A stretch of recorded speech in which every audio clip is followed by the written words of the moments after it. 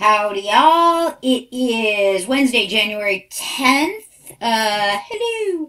And it's our first Wednesday together. Every Wednesday, you'll get a reminder from me about our threaded discussion deadline, initial post, before you go to bed tonight. There's two additional things I want to talk about briefly. I promise this will not be a manifesto video. By next week, I should know if you still have to have me in the corner, which I apologize for. Sorry. And if you're wondering why my cheeks are so rosy, no, I haven't been drinking on the job. It's no big deal. I had a bad reaction to some medication, so I know I look like one of the Campbell Soup kids. It's all good. So in course information, we scroll down, we go past the course orientation, which if you haven't finished yet, get that done. La la la la la. We scroll, we scroll, we scroll. Trust me, it's worth it. Key rubrics, my friends. Here we go. Key rubrics. Discussion board. I take the expectations of the rubric very seriously. 3 different days across the week. Your initial post is due.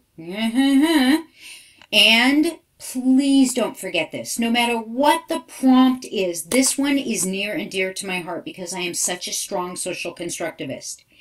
In the first post, the initial response, the student asks a question that demands critical thinking beyond the basic content or material presented as the starting point for this first post. You only use your prompt as a starting place. Every initial post throughout the course in each of our 8 weeks is a starting place. Wrap up your initial post with a great question. Own your learning. Drive it in a direction that is interesting to you. Don't worry about me. Don't worry about pleasing anybody but your own inquiry. How does this relate to me? How would I apply this? What questions does this prompt now bring up for me in my role, with my experiences, what I've thought? Own it, please. This experience should be empowering for you as an individual. Your inquiry, genuine, authentic, application-focused. How does this relate to my practice? How can I use this? What more is there here?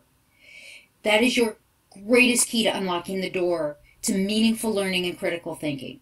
I really am this corny. I am from Iowa. Okay, so please, every week, your first initial post on topic, right? Always on topic.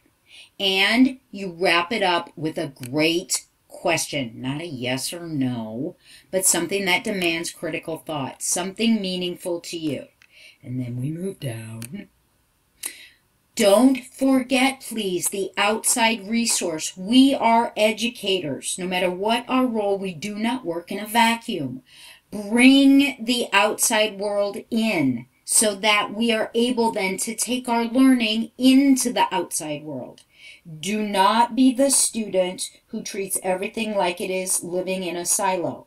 Bring in, and I'm totally open with whatever piques your curiosity or something you find, a video, a news story, a link to Edutopia, whatever it is. Explain to us, I'm sharing this because it made me curious, or it made me laugh because I think it's so true to what we're talking about. Anything as long as it's relevant. Or, hey guys, I went looking for a little bit and I found this. I'm not asking you to spend 8 hours doing research. 20 minutes, I guarantee. And I'll even give you a little more. Between Edutopia and the Christian Science Monitor, I know, nice Jewish girl, but it is a great source of information. The Christian Science Monitor online, they have a great educational section. You've got The Atlantic, the New York Times. I mean, there's 1,000 great resources. UNESCO, whatever. Search on YouTube and see if there's a relevant video. But know what you're posting, okay? Don't just go grab something randomly and go, hey, this sounds like it fits. Don't waste your time or ours. Engagement, really take the time to read and reflect before responding. You are engaging in authentic conversation, dialogue, dialectic dialogue. It's not about validating what you already know. It's about creating new and richer understanding through the act of engagement. That's constructivism. Creating your own understanding by negotiating meaning through the use of language. All right? And then the last one, which also trips people up, but that initial question helps a lot. Elevating the dialogue. When you go hiking out in the woods, you're supposed to always leave the environment better than when you found it. It's the same with the conversation. Don't just simply agree and then walk away. You haven't added anything to the conversation. Make it worthy of your time and your peers. Okay, I need to. Add on to each thread. You only engage 3 times across the week. Once with the initial post, twice 2 responses to anybody in the conversation, right? 3 different days, 3 different posts. You can do more. But think about that. You're in a whole class conversation that lasts a week. You only have to engage 3 times. Leave each conversation, each thread, each post richer, better, more inquiry-driven than when you came in. You can disagree with people. Do it respectfully and professionally. That's okay. Heck, that's where we sometimes learn the most. You don't truly learn anything by preaching to the choir, right? It's not about what you already knew before you came in. Now, you can share that. You know, as we're talking about this, it reminds me of something I heard or learned or saw or did a while ago. Then build on that. Don't leave it there. Don't leave the conversation in exactly the same level of cognitive engagement, of inquiry, of critical thought that it was when you entered. Make the effort worthy. Make the energy you expend worthy. Make the time worthy. Okay? I promise you'll get so much more out of this work and you'll enjoy it more. So, one last thing and then I promise you we're done. Well, sort of, kind of. Now, in this class, as you know, we have 2 live meetings. What I mean by that, let me clarify. We have 1 live meeting you need to attend. There are 2 options. Now, here's the irony of this group. I've been doing meetings the last couple terms where I did only evening meetings. Always one during the week and one during the weekend. And I had so many people not happy about that. They'd be like, can't you do a morning meeting? My kid has softball. I've got this. I've got that. Don't do something in the evening on a weekend. It's not fair.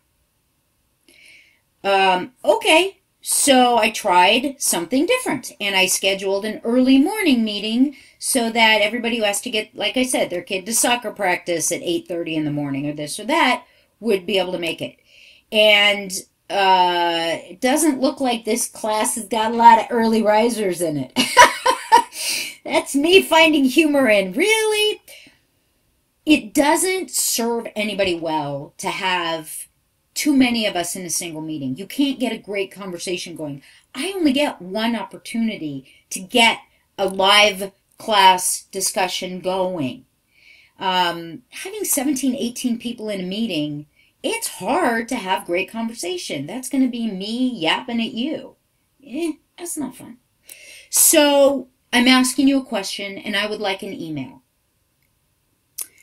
So far, only 2 people have signed up for the Saturday morning, so to be honest, their answer is going to be weighted a little heavier than everybody else's. But how would y'all feel if, along with the Wednesday, January 17th meeting from 8 to 9:15, if I pulled the Saturday morning, and on this same date, Wednesday, January 17th, I also scheduled a 4:30 to 5:15, no, it'd be 5:45.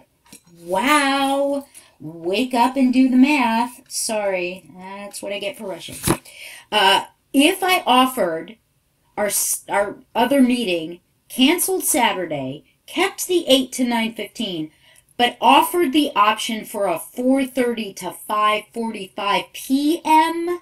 meeting.